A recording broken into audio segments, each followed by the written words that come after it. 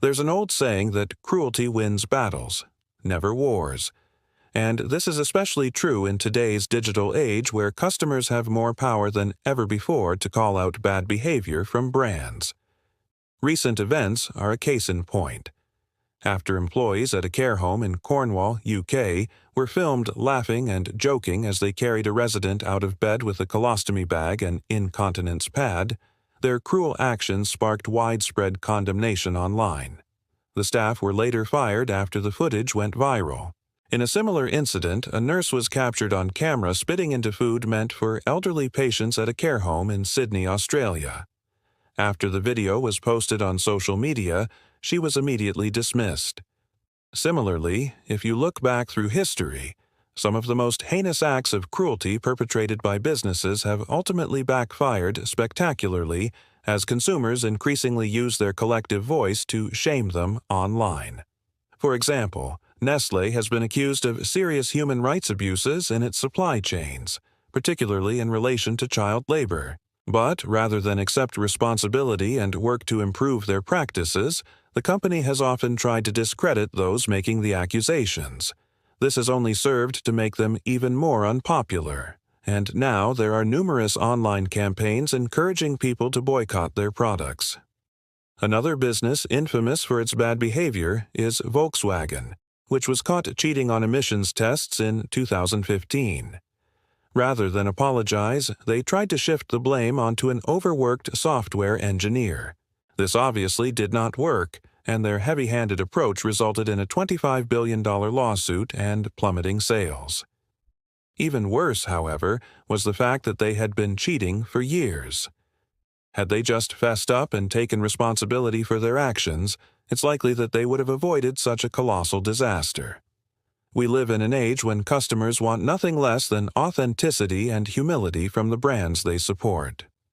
Unfortunately for these businesses, though, it seems like they've lost sight of this. Today, we're going to be taking a closer look at how modern consumers view cruelty and why it's no longer a viable strategy for winning battles. The good old days. Before the internet, it was much easier for businesses to get away with bad behavior. It was expensive and time-consuming to build a website and even harder to manage an online presence. So most companies didn't bother. Instead, they focused on customer service in person and built relationships with journalists who could help them manage their reputation. If they ever found themselves in a bad situation, all they had to do was issue a press release and hope for the best. As long as the story didn't go viral or become a meme, then they probably got away with it. Nowadays, things are very different. We all carry cameras in our pockets, and there are dozens of social media platforms for anyone to share their experiences. A single disgruntled employee can post about their mistreatment online and bring a whole company crashing down around them. Just ask Scott Richter, a former police officer who was fired without cause.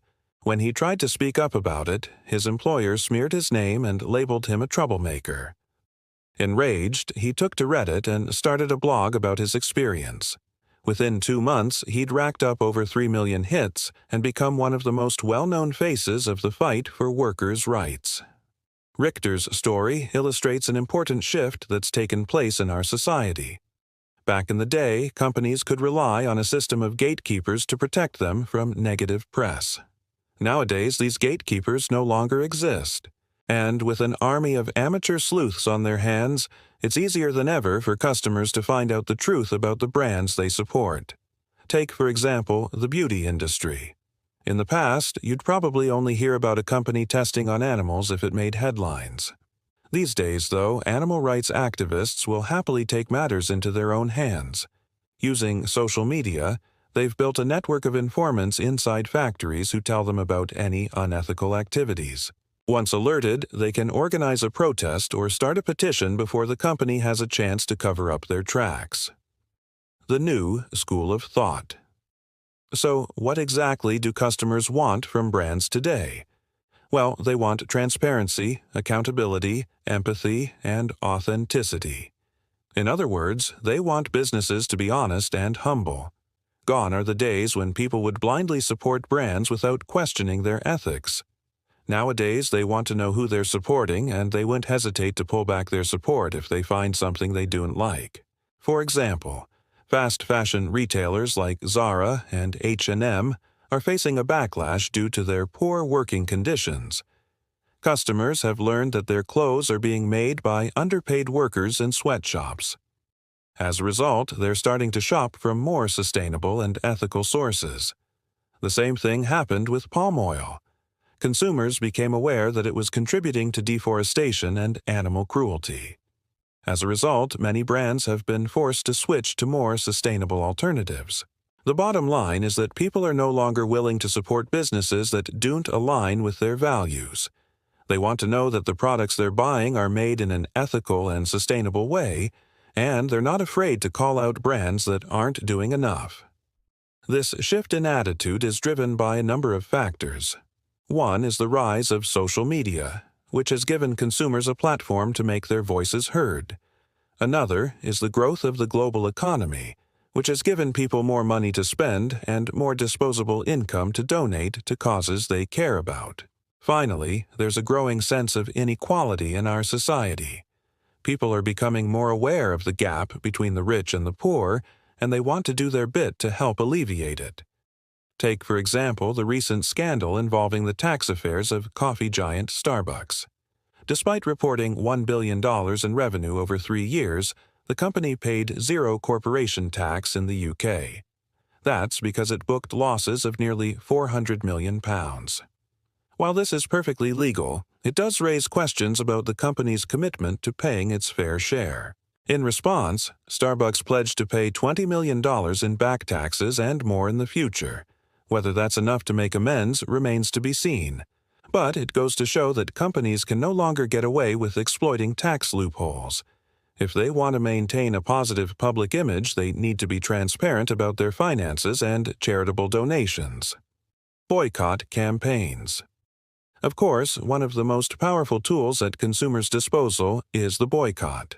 This is when people decide to stop buying a particular product or service in order to make a political or ethical statement. Boycotts can be highly effective, as the following examples demonstrate. The first is the Montgomery bus boycott, which took place in Alabama in 1955. This was a pivotal moment in the American civil rights movement. It all started when Rosa Parks refused to give up her seat on a bus to a white man. She was arrested, and in protest, the black community organized a boycott of the bus system. This lasted for over a year and resulted in a Supreme Court ruling that declared bus segregation unconstitutional. The second is the divestment movement, which began in the 1960s and 70s. This was a campaign by students and academics to get universities and pension funds to divest from companies that were profiting from apartheid in South Africa. The movement gained momentum in the 80s and 90s and is credited with helping to bring about the end of apartheid. More recently, we have the Israeli academic boycott. This began in 2002 in response to Israel's occupation of Palestinian territory. It's still going on today and has resulted in many academics refusing to collaborate with Israeli universities. As you can see, boycotts can be highly effective. They can bring about major political changes and hold businesses accountable for their actions. But it's important to remember that they're not always successful. Sometimes boycotts fail because people are unwilling to sacrifice the products or services they want. Other times they fail because the media doesn't give them enough coverage. Despite this, boycotts remain a powerful tool for consumers who want to make a difference. So, what's the takeaway here? If you want to win battles, sure, you can treat your customers badly. But if you want to win the war, then you need to treat them well. The brands that are successful today are the ones that understand this. They're authentic, humble, and committed to making a positive impact on the world. And if you want your brand to succeed, then you need to follow their lead. So next time you're tempted to cut corners or mistreat a customer, ask yourself, is this really worth it in the long run? Because in today's world, it's more important than ever to choose kindness. Thank you for watching this video. If you enjoyed it, please feel free to share it with your friends and family. We would love to have you back for our next video.